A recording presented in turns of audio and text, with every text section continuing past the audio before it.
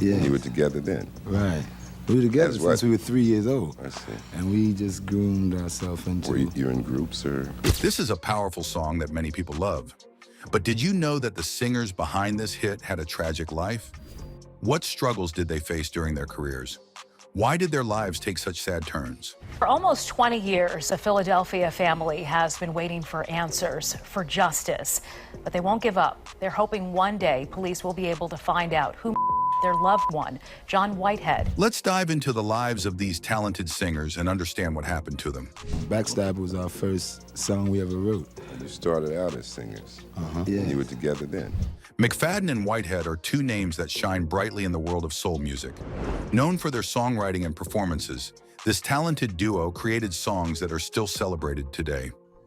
Gene McFadden was born on January 28, 1949, in Atlanta, South Carolina, but he moved to Philadelphia as a young boy. John Whitehead was born on July 10, 1948, in Philadelphia itself. These two met as teenagers in the 1960s while attending Edison High School in North Philadelphia, a tough area in the city. But they didn't let the rough surroundings stop them.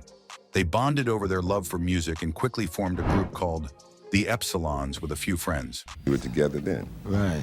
We were together That's since what- we were 3 years old. I see. And we just groomed ourselves into... Were you- In 1967, right after finishing high school, McFadden and Whitehead started performing with the Epsilons, which had a few members, including Alan Beatty and possibly Lloyd Parks, who later joined Harold Melvin and the Blue Notes.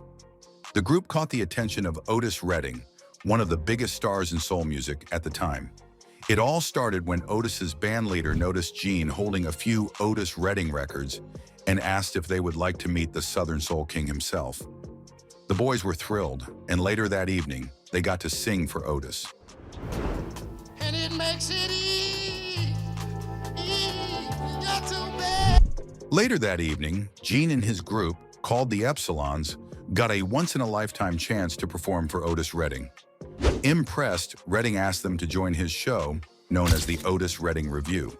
Gene, along with his bandmates John and Alan, traveled with Otis, performing one-night shows across the country. But life on the road wasn't easy. After a year of endless travel, the young men grew tired and decided they wanted to go back home. When they told Otis, he encouraged them to stay a bit longer. He even mentioned that he had a new song he wanted them to record. However, they were firm about going home. So Otis found someone else for the song. That person was Arthur Conley, and the song was Sweet Soul Music, which became a huge hit.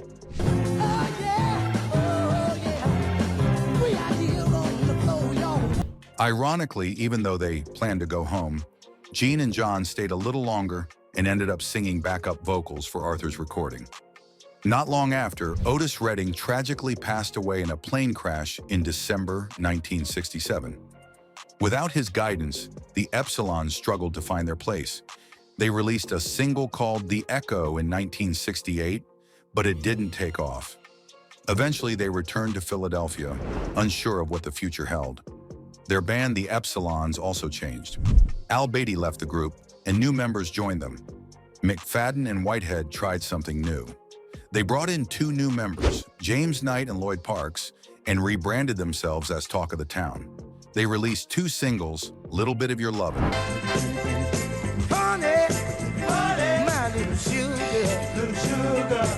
And Don't Be So Mean.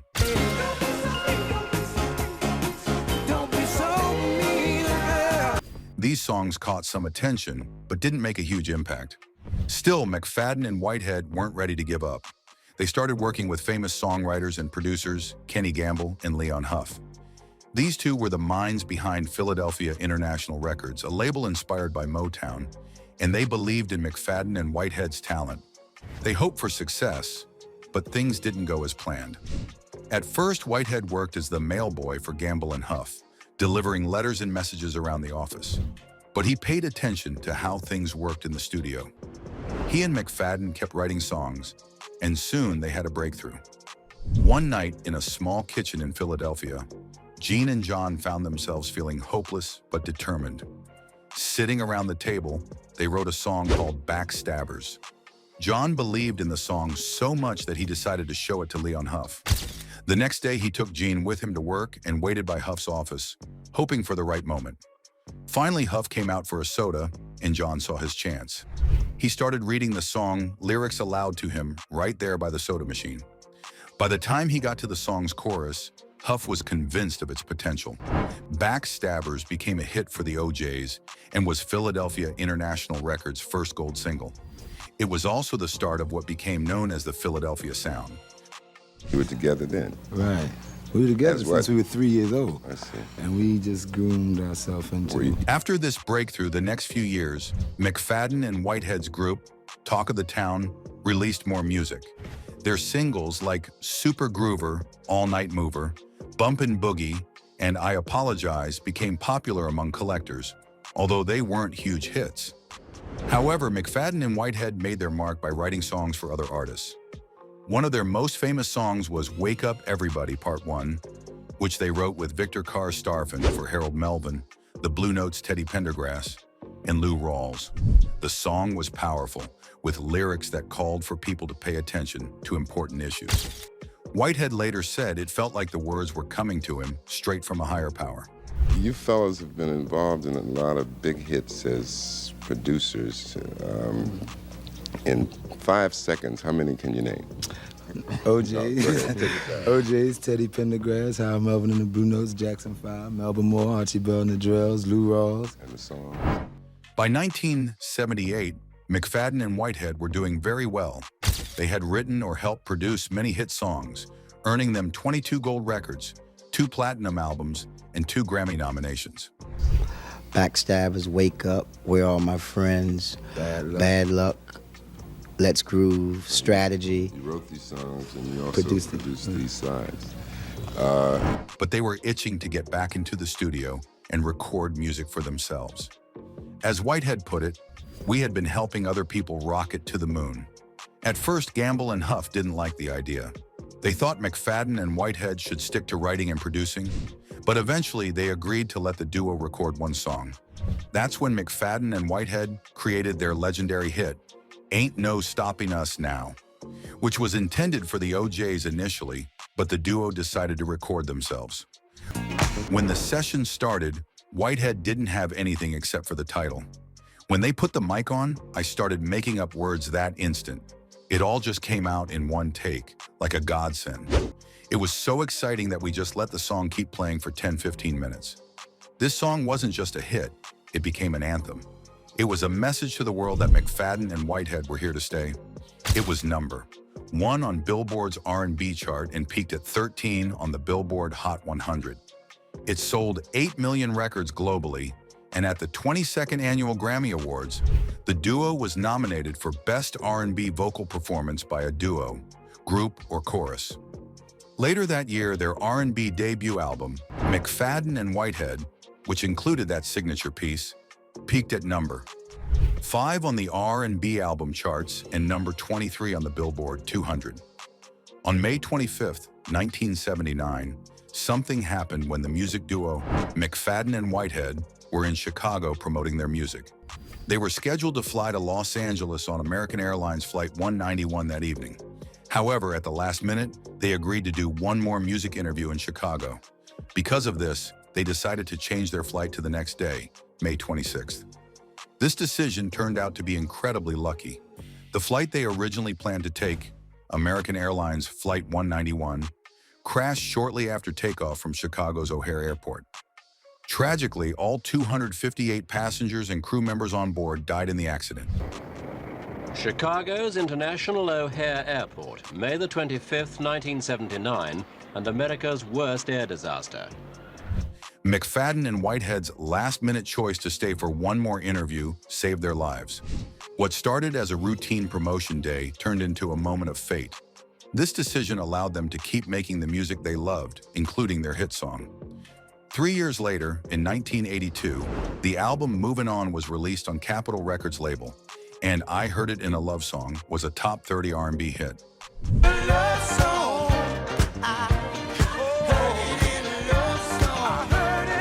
Altogether, the duo wrote more than 400 songs, including a string of hits that became the pillar of the 1970s sound of Philadelphia. They could not replicate that success in later decades. Both McFadden and Whitehead had struggles with money. Despite creating a hit that made millions dance, they faced financial troubles. Music can be a tricky business, and they didn't always see the financial rewards they deserved. This led to disagreements and even lawsuits as they tried to get their fair share of earnings from their music. These legal battles cost them a lot of money and caused stress, which affected their careers. On top of legal troubles, they struggled with financial problems. Even though they were popular and had a big hit song, managing money was difficult for them. The music industry is not always fair, and many artists find it hard to make a stable income. McFadden and Whitehead were no exception, and their financial struggles added pressure on both their careers and personal lives. To escape from this pressure, they both relied on drugs. McFadden and Whitehead also faced issues with drug addiction. Unfortunately, addiction is a hard battle, and it affected both of them deeply. Struggling with addiction hurts their health, their personal relationships, and their ability to focus on their music. While they tried to manage their addiction, the challenges of staying clean and focusing on their careers were not easy. John Whitehead, he faced serious trouble when he was convicted of tax evasion. This legal issue led to a short prison sentence for Whitehead, which became a difficult chapter in his life. Despite this setback, Whitehead did not give up on his music. In 1988, after getting out of prison, Whitehead released a solo album titled I Need Money Bad. The album was a chance for him to express himself and share his feelings about the tough times he was going through. It wasn't a big hit, but it showed his determination to keep creating music, even during hard times. Later in the 1990s, Whitehead reunited with his musical partner, Gene McFadden. They began performing together again at corporate events and nostalgia shows, where fans of their older songs could hear them perform live. These shows brought back memories of their classic hits and allowed the duo to reconnect with their audience. For almost 20 years, a Philadelphia family has been waiting for answers, for justice. But they won't give up. They're hoping one day police will be able to find out who their loved one, John Whitehead. On May 11, 2004, John Whitehead, a talented R&B singer from Philadelphia, was tragically shot. He was 55 years old. John, best known for his hit songs, was outside his home, working on a car when two gunmen suddenly appeared. They shot him multiple times and then ran off, leaving him fatally wounded. Police believe John's death was a case of mistaken identity, meaning the gunman may have thought he was someone else. Nearly 20 years later, John's family is still heartbroken and searching for answers. His daughter, Lakia, shared how painful it still feels. "It still hurts," she said. "I feel the same way I did 18 years ago. Somebody needs to be held accountable." Lakia is frustrated that no one has been arrested or charged with her father's but she refuses to give up hope.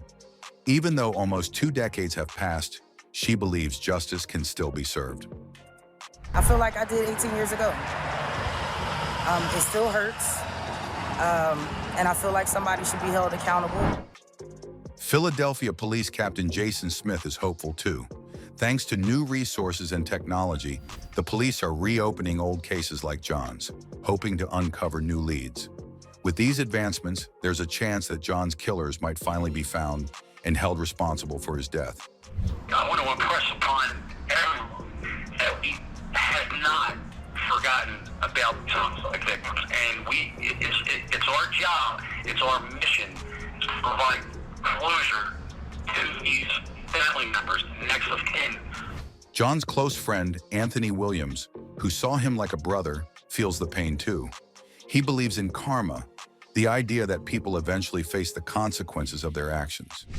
Every one of those guys who did things like this, they got too. Karma catches up with you, Anthony said. He feels strongly that people who cause harm will eventually face the same fate. They all got killed too. You hear stuff in the street and you be like, that he was involved with this, they was involved with that, and karma catches up with you.